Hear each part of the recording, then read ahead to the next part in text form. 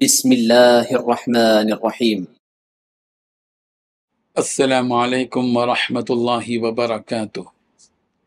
الحمد للہ حمدا کثیرا طیبا مبارکا فیہ، والصلاة والسلام علی اشرف الانبیاء والمرسلین محمد وآلہ وصحبہ اجمعین، اما بعد۔ حاضرین و ناظرین، یہ درس نمبر 984 اور آج سورۃ الحجرات کی صرف ایک آیت کی تلاوت کی جائے گی، آیت نمبر 3۔ چلیے سب سے پہلے ہم اس ایک آیت کی تلاوت کرتے ہیں، لفظی ترجمے اور ترجمے کے بعد تشریح کرتے ہیں۔ اعوذ باللہ من الشیطان الرجیم، بسم اللہ الرحمن الرحیم۔ ان الذین یغضون اصواتهم عند رسول اللہ اولئک الذین امتحن اللہ قلوبهم للتقوی لهم مغفرۃ واجر عظیم۔ صدق اللہ العظیم۔ لفظی ترجمہ یوں ہیں، ان الذین، بے شک وہ لوگ جو یغضون پست رکھتے ہیں، اصواتہم اپنی آوازیں، عند رسول اللہ رسول اللہ کے پاس، اولئک الذین یہی وہ لوگ ہیں کہ امتحن اللہ اللہ نے پرکھ کر خالص کر دیے ہیں، قلوبہم ان کے دل، للتقوی تقوی کے لیے، لہم ان کے لیے ہیں، مغفرۃ مغفرت، واجر عظیم اور اجر عظیم۔ ترجمہ یوں ہیں، یقین جانو جو لوگ اللہ کے رسول کے پاس اپنی آوازیں نیچی رکھتے ہیں، یہ وہی لوگ ہیں جن کے دلوں کو اللہ نے خوب جانچ کر تقوی کے لیے منتخب کر لیا ہے، ان کو مغفرت بھی حاصل ہے اور زبردست اجر بھی۔ اس آیت میں 3 باتیں بیان کی گئی ہیں۔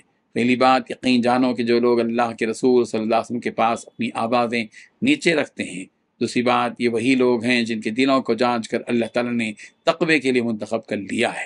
تیسری بات، ان کو مغفرت بھی حاصل ہے اور زبردست اجر بھی۔ بزرگان محترم، پچھلی آیت میں نبی محمد صلی اللہ علیہ وسلم کے سامنے اونچی آواز میں بات کرنے سے منع فرمانے کے بعد، اللہ تبارک و تعالیٰ اس آیت میں نبی رحمت صلی اللہ علیہ وسلم کے سامنے دھیمی اور دبی ہوئی آواز میں ادب کے دائرے میں رہ کر بات کرنے والوں کی صفت اور انہیں ملنے والے انعامات بیان فرما رہے ہیں۔ چنانچہ اللہ تبارک و تعالیٰ نے فرمایا کہ جو لوگ اپنی آوازوں کو نبی رحمت صلی اللہ علیہ وسلم کے سامنے نیچی رکھتے ہیں، یعنی پست رکھتے ہیں، یہ ایسے لوگ ہیں کہ اللہ تعالیٰ نے جن کے دلوں کو جانچ کر تقوی کے لیے منتخب کر دیا ہے۔ تقوی کہتے ہیں اللہ تعالیٰ کی اطاعت والے کام کرنا، اس پر ایمان لانا اور اپنے نیک اعمال پر ثواب کی امید رکھنا، جن کاموں کو کرنے کا اللہ تبارک و تعالیٰ نے اور اس کے نبی نے حکم دیا ان کا کرنا، اور جن کاموں سے منع کیا اور گیا ہے اور روکا گیا ہے ان سے رک جانا، یہی تقوی کہلاتا ہے۔ اور جسے اللہ منتخب کرتا ہے وہ بڑا ہی نصیب والا ہوتا ہے، اس لیے کہ اس دنیا میں کروڑوں انسان بستے ہیں، ان تمام انسانوں میں سے اللہ تعالیٰ کو ان خاص لوگوں کا اپنے تقوی کے لیے منتخب کرنا یقیناً سعادت مندی اور خوشی کی بات ہے۔ اور جو ایسے منتخب بندے ہوتے ہیں اللہ تعالیٰ انہیں مغفرت سے بھی نوازتا ہے اور ڈھیر سارا اجر عطا فرماتا ہے۔ اور جسے یہ دونوں چیزیں مل گئیں، یعنی مغفرت اور اجر، تو یقیناً ایسے ہی لوگ کامیاب کہلاتے ہیں۔ حضرت مجاہد رحمہ اللہ سے مروی ہے کہ حضرت عمر رضی اللہ عنہ کو ایک خط لکھا گیا کہ اے امیر المومنین، ایک بندہ ہے جو نہ تو گناہ کی خواہش رکھتا ہے اور نہ ہی اسے کرتا ہے، تو ایسا آدمی افضل ہے یا وہ جو گناہ کی خواہش تو رکھتا ہے مگر اسے کرتا نہیں؟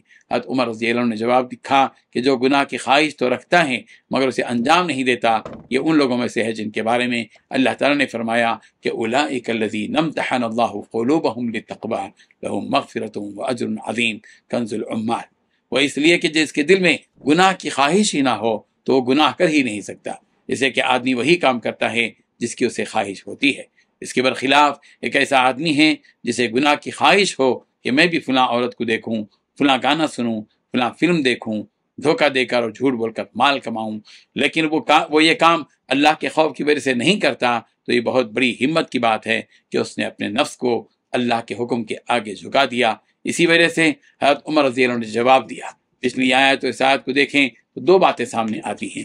ایک یہ کہ یہ جو کہ اللہ کے نبی صلی اللہ علیہ وسلم کی بے ادبی کرتا ہے، ان کے سارے اعمال ضائع ہو جاتے ہیں اور وہ جہنم میں پہنچ جاتا ہے، اور جو اللہ کے نبی صلی اللہ علیہ وسلم کے ادب کو ہر آن ملحوظ رکھتا ہے، اللہ نے اس کے لیے مغفرت اور اجر کا وعدہ کیا ہے۔ لہذا ہمیں جنت کے راستے کو اپنانا چاہیے، رسول اللہ صلی اللہ علیہ وسلم کے ادب کو ہر وقت ملحوظ رکھنا چاہیے۔